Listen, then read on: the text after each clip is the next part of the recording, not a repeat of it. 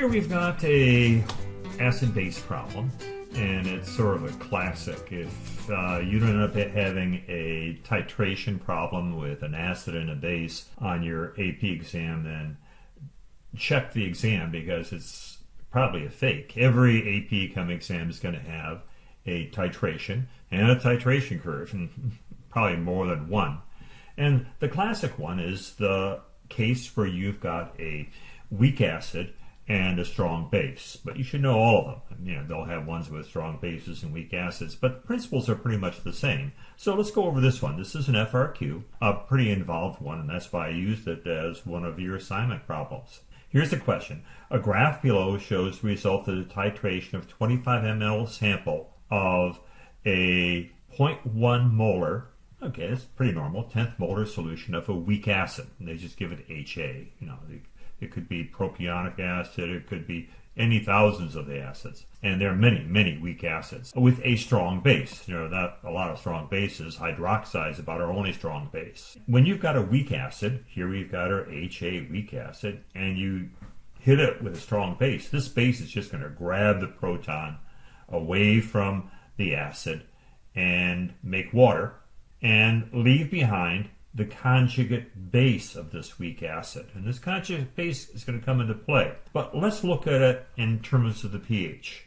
Here we've got the pH, and this is the solution of weak acid that's in a little flask. And you've got this weak acid, 25 mLs of it, and you're dropping in 1/10 of an ml at a time this base to wipe out this acid. And we're going to monitor the pH. They have a pH meter in there so they can find out what's happening to the H plus concentration. The pH gives you the H plus concentration. A pH of 1 means you've got 10 to the negative 1 molar H plus. It doesn't tell you about the HA. It tells you about the H plus that's left when the acid is there all by itself. In fact, right now, let's start at the very beginning. We have just the simple acid. All we've got is HA, no OH minuses. And remember, when you've got just a weak acid, here it is, and you know its strength, it's Ka. They'll typically be 10 to the negative 4, 10 to the negative 5, 10 to the negative 6. The amount of H plus that you get is equal to this small number, 10 to the negative something or other, times the concentration of the acid that's in there. We have 1/10 molar acid, but only a small amount of it's going to turn into H plus. Well, how much? Well, we know it's got a pH of 3. That means the concentration of the actual H plus here before we start the titration, we've got 10 to the negative 3 molar. You've got to know about pHs. 10 to the negative 3 is a pH of 3. 1,000th molar, even though your acid is 1/10 molar. So here you got this acid, 1/10 molar, and only 1,000th molar H plus that's produced from it. That's why it's a weak acid. If this had been a strong acid, we had a pH of 0. Well, what is this Ka? I mean, we can solve for it and quickly say, okay, that's an easy one in terms of math. 10 to the negative 5 times 10 to the negative 1 gives 10 to the negative 6. Square root that, and you've got an H plus. So we know this acid's acid constant, which is 10 to the negative 5. We're starting with 1/10 molar HA and 1,000th molar H plus. Now we're going to add some base to it. After 5 mLs of base, what we've done is changed some of that HA that was there, wiped it out, and made some A minus. We've produced some of this part of the way.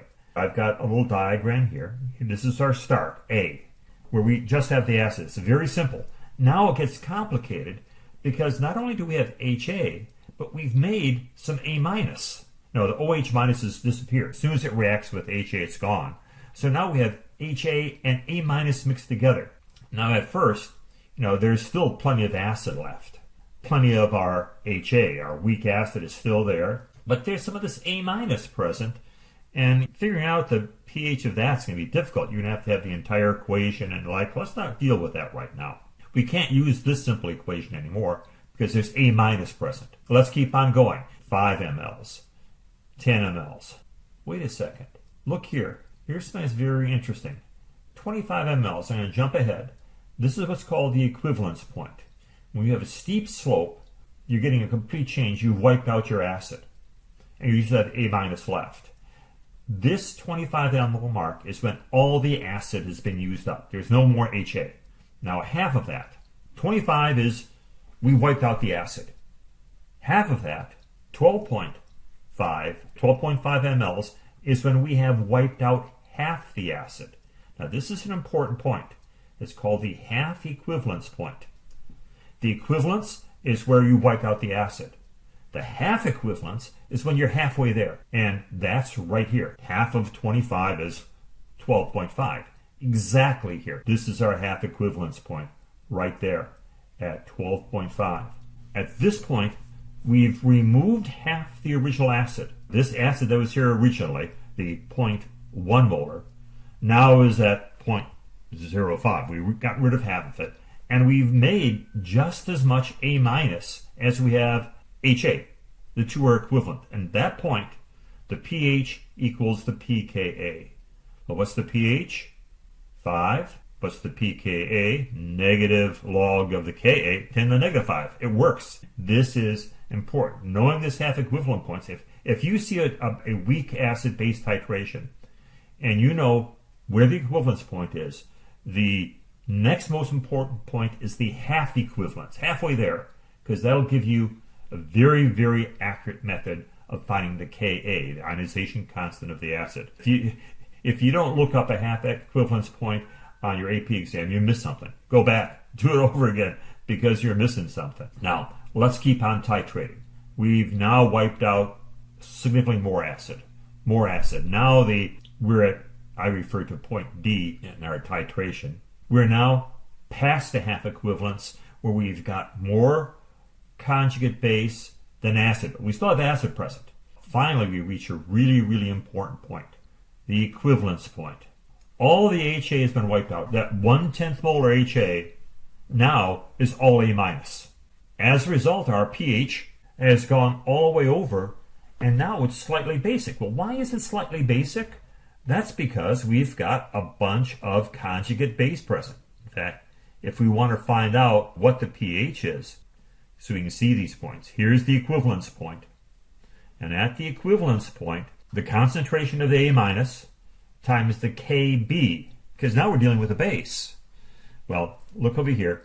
The Kb and the Ka multiply out to 1 times 10 to the negative 14.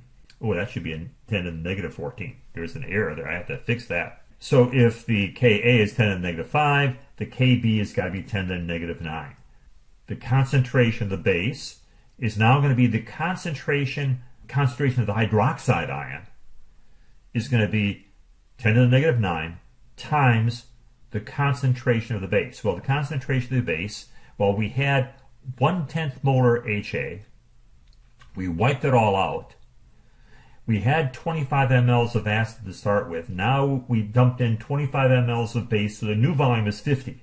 Therefore, the concentration of my base is going to be half, because it's been diluted, that of the acid. In fact, let me pull up my calculator. If we want to find out the hydroxide ion concentration, all we got to do is take the square root, second function, square root, 10 to the negative 9, 1 times 10 to the negative 9 times the concentration of our base, which we figured out is half as much because it's been diluted, 0.05, enter. That's the concentration of the hydroxide ion.